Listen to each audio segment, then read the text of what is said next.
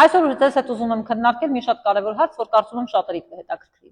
Տեսեք, մենք ունենք մի իրականություն, երբ Հայաստանի Հանրապետության օրենսդրությամբ համատեղ ամուսնության ընթացքում ձեռք բերված գույքը համարվում է ամուսինների համատեղ սեփականություն եւ դա նշանակում է, որ այդ գույքի օտարման ժամանակ պետք է մի ամուսինը, անկախ նրանից թե ում անունով է այսպես ասած այդ սեփականությունը,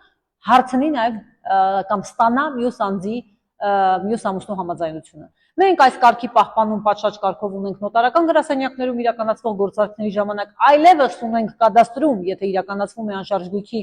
օտարման գործարքը, նրանք են հարցնում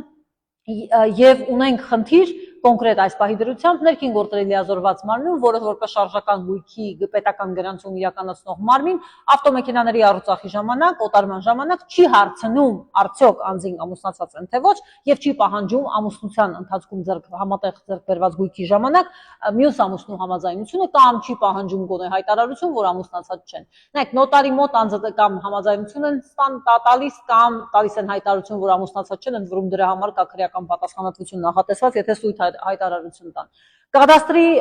ուրեմն պետական կոմիտեն այն ժամանակահատվածից ի վեր, երբ նա սկսեց իրականացնել գույքի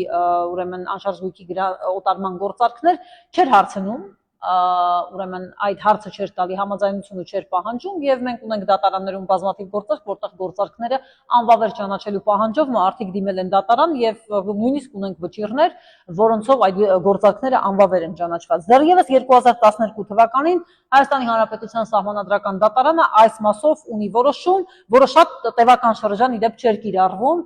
դրա գիտակցումը ի վերջո շատ ավելի ուշ եկավ, որ համաձայնությունը չի ենթադրվում։ Համաձայնության կանխավարկածը համատեղ գույքի ընթացքում չի գործում, պետք է լինի պոզիտիվ, այսինքն որևէ հստակ կերպով արտահայտված համաձայնություն ու դիրքորոշում, որ այդ գույքը մյուս ամուսինը համաձայն է, որ համատեղ ընթացքում ամուսնության ընթացքում ձեռք բերված գույքը օտարվի։ Եվ մենք այս պահի դրությամբ ունենք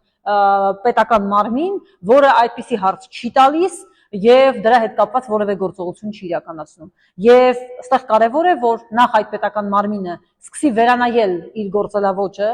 սա պարտադիր պահանջ է ըստ էության եւ օրենսդրությամբ եւ սահմանադրական դատարանի որոշման հիման վրա եւ բացի այդ բոլոր այն անձինք, ովքեր այդ թվում ինձ են դիմում եւ բարձրաձայնում են այն խնդրի մասին, որ իրենց ամուսինները օտարում են համատեղ ամուսնության ընթացքում ձեռք բերված ավտոմեքենաները, իմանան, որ իրենք կարող են դիմել դատարան այդ գործարքները անվավեր ճանաչելու պահանջով։ Եղեք տեղեկացված ձեր իրավունքներին, գրեք մեկնաբանություններում ձեր կարծիքը եւ այն խնդիրները, որոնց դուք բախվել եք։